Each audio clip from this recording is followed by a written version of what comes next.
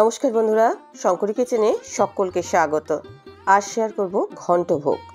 এটা ঠাকুরবাড়ির একটা রান্না, খুব সিম্পল ইনগ্রেডিয়েন্টস দিয়ে তৈরি, শীতকালীন রেসিপি, সম্পূর্ণ নিরামিষভাবে তৈরি, পেঁয়াজ রসুনের ব্যবহার নেই।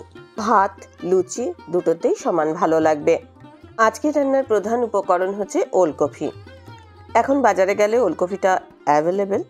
ওলকপির এই যে সবুজ অংশ আর বোটাগুলো আমি ছাড়িয়ে নিচ্ছি, তারপরে এটাকে টুকরো টুকরো করে কেটে নেব। আজকের রেসিপিতে মশলাপাতি কিন্তু একদমই কম, সামান্য মশলাতে এই রান্নাটা হয়ে যাবে। আজকের রেসিপিটা দেখার পর আপনাদের যদি ভালো লাগে তাহলে অবশ্যই একটা লাইক, শেয়ার ও কমেন্ট করবেন। বেল আইকন সমেত আমার চ্যানেলটা সাবস্ক্রাইব করে আমার পাশে থাকবেন। বেল আইকনটা ক্লিক করা থাকলে আমার যে কোনো রেসিপি বা আমি যাই আপলোড করি না কেন সবার আগে নোটিফিকেশন আপনার কাছেই পৌঁছে যাবে।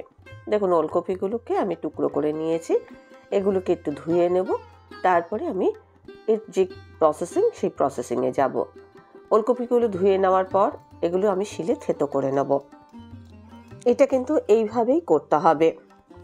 শিলনোড়া না থাকলে হামানদিস্তা বা অন্য কিছুতে থেতো করে নেবেন, কিন্তু এটাকে কিন্তু পেস্ট করবেন না, জাস্ট এরকমভাবে থেতো করে নিতে হবে।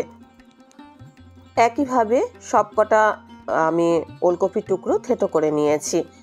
এখন দেখুন, এগুলো দেখতে এরকম হয়েছে। এগুলো যে একদম পেস্ট করেছি এরকম না। এবার এর থেকে এক্সট্রা যে জলটা থাকবে সেই জলটা আমি কিছুটা নিগড়ে বের করে দেবো। ওলকপি অনেকেই খেতে পছন্দ করে না, এইভাবে রান্না করে খাবেন, দেখবেন ভালো লাগবে, আর বানানোটাও খুব ইজি। এখন দেখুন, এই যে সব ওলকপিগুলো থেকে আমি জলটা নিগড়ে বের করছি আর অন্য পাত্রে নিয়ে নিচ্ছি। এই যে এই জলটা কিন্তু আমি রান্নায় ব্যবহার করব না। 1 ইঞ্চি আদা আর 2টো কাঁচা লঙ্কা থেতো করে নেব, এগুলো কুচিয়েও নিতে পারেন। রান্নাটা করব ঘিতে। এখানে 1 চা চামচ ঘি নিয়েছি, ঘিয়ের পরিমাণ আপনারা বাড়াতে পারেন। 2টো তেজপাতা ফোড়ন দিলাম, এখানে থেতো করা কাঁচা লঙ্কা আর আদাটা আমি দিয়ে দিচ্ছি, হালকা নাড়াচাড়া করব। এইগুলো সুন্দর একটা গন্ধ বেরোবে, তারপরে আমি বাকি ইনগ্রেডিয়েন্টস মেশাবো।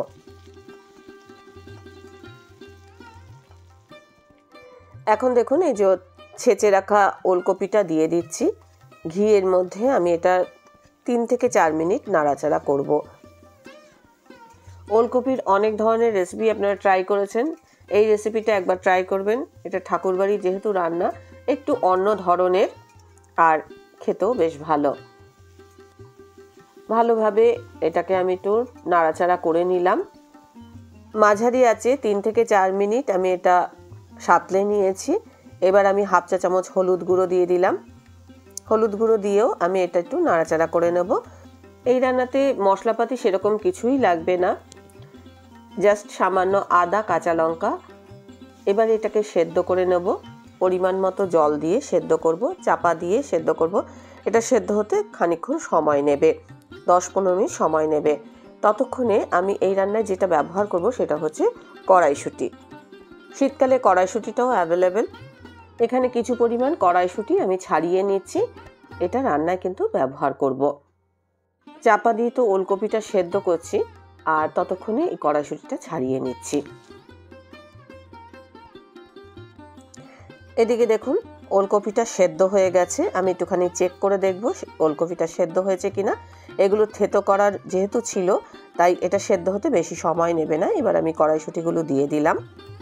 কড়াইশুঁটি দিয়ে আমি আবারও 2-1 মিনিট আমি সেদ্ধ করব। এই অবস্থায় আমি দিয়ে দিচ্ছি স্বাদ মতো নুন।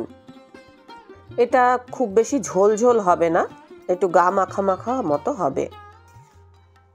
একটা লেবুর রস আমি এর মধ্যে দিয়ে দিলাম। পরিমাণ আপনারা যেরকম রান্না করবেন সেই অনুযায়ী ইনগ্রেডিয়েন্টসগুলো ব্যবহার করবেন। একদম শেষে আমি জায়ফলের গুঁড়ো আর এলাচের গুঁড়ো দিয়ে আমি গ্যাসের ফ্লেমটা অফ করে দেব, আর এটা চাপা দিয়ে আমি এখন কিছুক্ষণ স্ট্যান্ডিং টাইম দেব, তারপরে আমি এটা সার্ভ করব। রেডি হয়ে গেল ঠাকুরবাড়ির একটা স্পেশাল রান্না ঘন্টভোগ। ভাত লুচি দুটোর সাথেই সার্ভ করা যাবে। রেসিপিটা ভালো লাগলে অবশ্যই একটা লাইক দেবেন, প্রচুর প্রচুর শেয়ার করবেন। আমার চ্যানেলটা ভালো লাগলে অবশ্যই সাবস্ক্রাইব করে আমার পাশে থাকবেন। আজকের রেসিপি এই পর্যন্ত। দেখা হবে নতুন কোনো রেসিপি নিয়ে নতুন কোনো এপিসোডে। এতক্ষণ আমার সঙ্গে থাকার জন্য অনেক অনেক ধন্যবাদ।